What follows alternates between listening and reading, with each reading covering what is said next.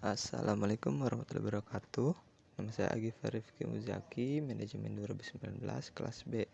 Nah, kita di sini akan menjelaskan tentang peranan sumber daya manusia dalam manajemen operasi.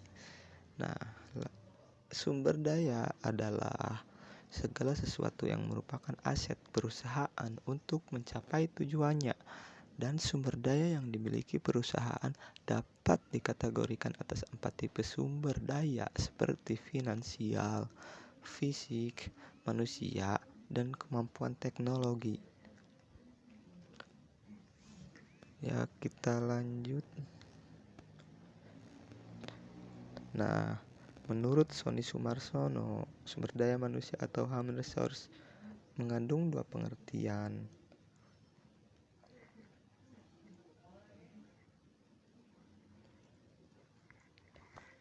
Ya, dalam hal tersebut bisa juga disebut sumber daya manusia merupakan salah satu faktor yang sangat penting dalam satu perusahaan di samping faktor yang lain seperti modal. Oleh karena itu, sumber daya manusia harus dikelola dengan baik untuk meningkatkan efektivitas dan efisiensi organisasi. Dalam manajemen operasi, menurut Jay Heiser dan Barry Render menyatakan bahwa manajemen operasional ialah sebuah serangkaian kegiatan yang menghasilkan sebuah nilai dalam bentuk barang dan jasa dengan mengubah suatu input menjadi output. Nah, atau bisa dikatakan adalah manajemen operasional ialah sebuah sistem manajemen dan serangkaian proses dalam suatu pembuatan produk atau penyediaan jasa. Tujuan manajemen operasi adalah efisiensi, productivity, ekonomi dan quality, dan reduction processing time, ya, untuk meningkatkan efisiensi dalam perusahaan. Iya, kalau efisiensi adalah untuk meningkatkan efisiensi dalam kerja di dalam bidang perusahaan, dan productivity adalah untuk meningkatkan efektivitas dalam perusahaan, dan ekonomi adalah mengurangi biaya sedikit-sedikitlah untuk mengurangi biaya dalam kegiatan perusahaan dan jangan boros gitu. Quality adalah meningkatkan kualitas untuk meningkatkan kualitas di dalam perusahaan, dan reduction processing time mengurangi waktu proses produksi untuk mengurangi waktu proses produksi di dalam sebuah perusahaan. Nah, kita lanjut kepada peranan sumber daya manusia dalam manajemen operasi. Yang kesatu, peran atau fungsi perencanaan adalah dalam perencanaan manajer operasi untuk menentukan suatu tujuan subsistem operasi dari suatu organisasi dan mengembangkan sebuah program, kebijakan, dan prosedur yang diperlukan untuk mencapai suatu tujuan yang tertentu itu dari perusahaannya. Nah, dan yang kedua, peran atau fungsi perorganisasian. Dalam perorganisasian, manajer operasi menentukan sebuah struktur individu, grup, dan seksi bagian, divisi atau departemen dalam suatu subsistem operasi untuk mencapai suatu tujuan organisasi. Begitu juga ketika manajer operasi dalam menentukan kebutuhan sumber daya yang diperlukan untuk mencapai suatu tujuan operasi, serta untuk mengatur wewenang dan tanggung jawab yang diperlukan dalam melaksanakannya. Nah, yang ketiga, peran atau fungsi pergerakan.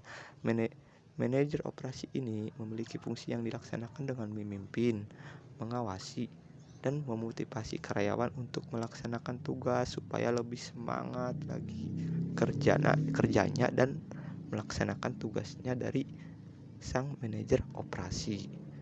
Yang keempat, peran atau fungsi pengendalian. Manajer operasi mempunyai peran untuk fungsi untuk mengembangkan sebuah standar dan jaringan komunikasi yang diperlukan agar sebuah perorganisasian dan pergerakan sesuai dengan yang direncanakan dan mencapai tujuan.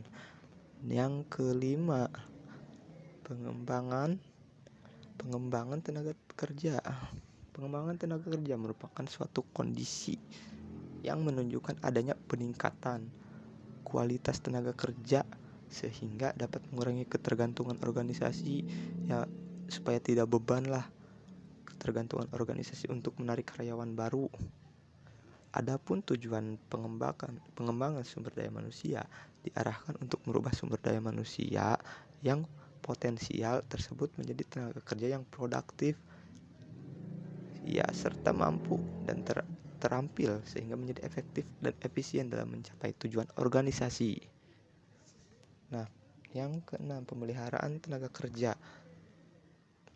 Pemilihan tenaga kerja di dalam pemeliharaan ada pelaksanaan aspek ekonomis dan non-ekonomis yang diharapkan dapat memberikan keterangan kerja dan konsentrasi penuh bagi pekerja supaya fokus bagi pekerja guna menghasilkan prestasi kerja yang diharapkan oleh organisasi.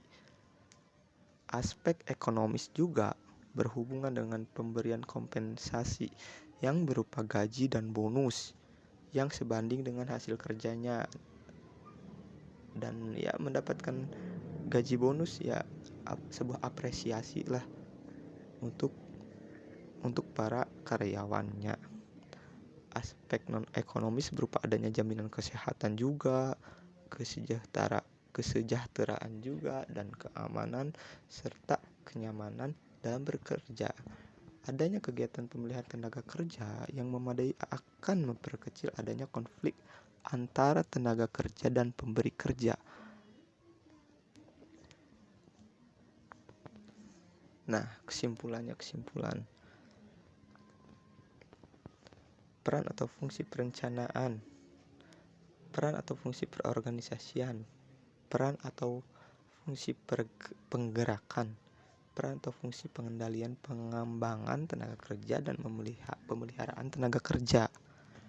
Jadi urgensi atau seberapa vital peranan adanya sumber daya manusia sangatlah berpengaruh bagi sebuah organisasi, instansi, dan perusahaan, karena sumber daya manusia berarti mengatur, mengurus, mengawasi kegiatan operasional berdasarkan visi perusahaan agar tujuan yang sudah ditetapkan dapat dicapai secara optimal, supaya pengoptimalan sumber daya manusianya itu supaya lancar dan optimal.